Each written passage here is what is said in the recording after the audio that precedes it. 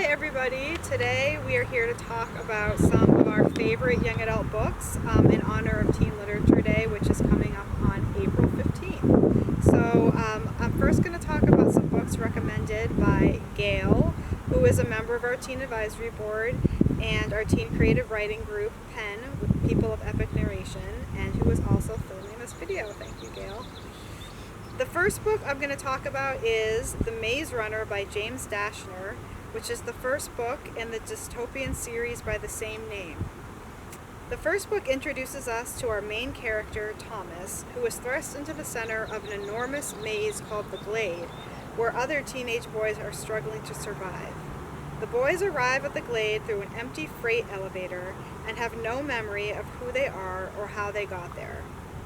Outside the Glade, technological monsters called Grievers are lurking. Each day, the boys send out runners who are looking for a way out of the maze that surrounds their oasis of safety. Each night, they must lock themselves into the Glade so that the marauding Grievers can't kill them. Thomas becomes a maze runner and struggles to adjust to this foreign world. Then the elevator delivers a comatose girl who triggers something in Thomas's memory. Attached to her is a message that says no more food or supplies will be delivered and she will be the last teen sent. The boys realize that it's now or never. The maze must be solved before supplies run out and the Grievers attack. The rest of the series includes the Scorch Trials, the Death Cure, the Kill Order, and the Fever Code. And in these books you can join Thomas and the Gladers as they uncover the secrets of the maze, discover the organization that put them there, and fight to survive. So Gail said that this book has great world building and that the author did a great job building up the relationships. The plot wasn't predictable and lots of unexpected things happened that made it interesting. Our next book recommendation is Carry On by Rainbow Rowell. This fantasy fiction follows Simon Snow, also known as the Chosen One, as he returns to Watford School of Magics, a school for wizards. Also at the school are his best friend Penny, a skilled wizard, his ex with a question mark girlfriend Agatha, and his nemesis Baz, who Simon thinks might be a vampire. Each chapter is narrated in first person by a different character, which gives insight into each character's perspective. Simon and Baz first appeared in a fan fiction in another novel by Rainbow Rowell called Fangirl, and this novel is that fan fiction story. There are obvious similarities and some differences between Harry Potter and Carry On, but if you're a fan of Harry Potter and fantasy fiction, you will most likely enjoy Carry On. Gail loved the LGBTQ+ representation in this book. He said the writing was phenomenal and that the author did a great job switching perspectives. The way it's done is funny and clever, and you piece together what's going on along with the characters.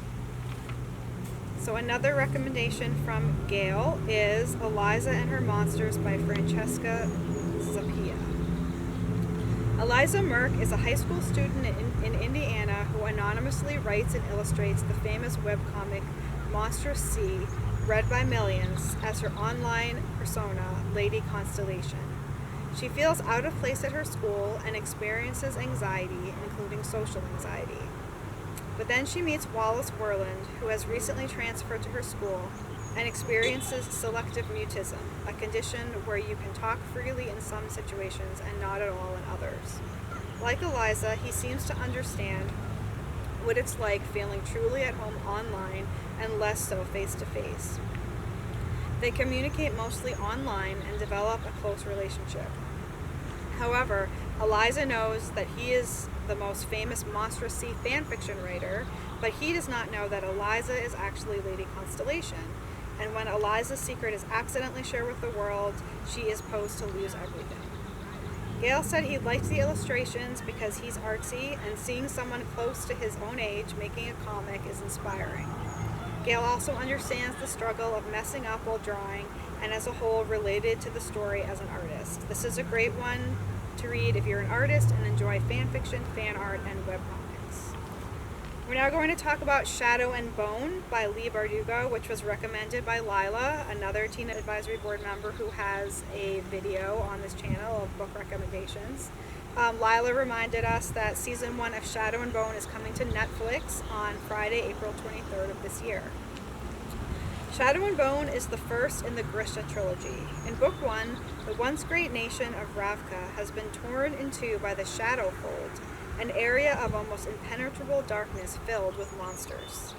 Alina Starkov has never been good at anything, but when her regiment is attacked and the Fold and her best friend Mal is brutally injured, Alina reveals a power that saves her life, one she never knew she had, and one that could be the key to setting her war-torn country free. Alina is wrenched from everything she knows and whisked away to the royal court to be trained as a member of the Grisha, the magical elite that rules Ravka, led by the mysterious Darkling.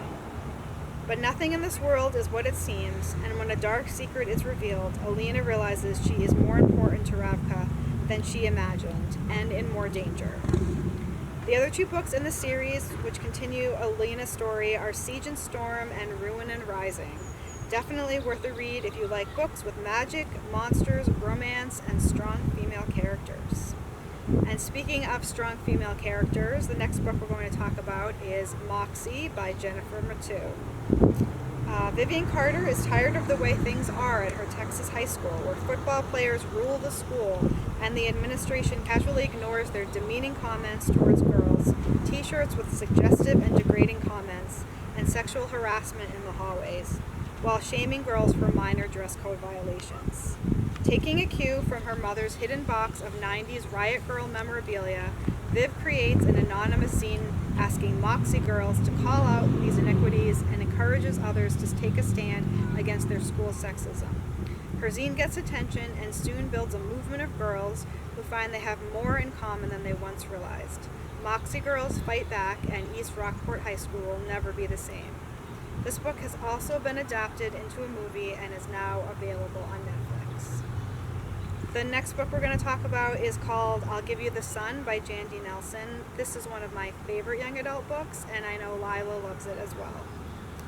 Fraternal twins and artists Jude and Noah narrate the story of loss and love. Noah's viewpoint reveals the twins' lives at age 13, while Jude's portion is told from 3 years later. The two narratives slowly reveal the circumstances that shaped the twins, driving them apart and ultimately bringing them to a greater understanding of themselves and one another.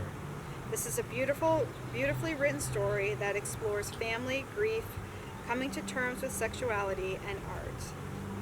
And the last book that I'm going to recommend today is called Punching the Air by Ibi Zoboi and Yusuf Salaam.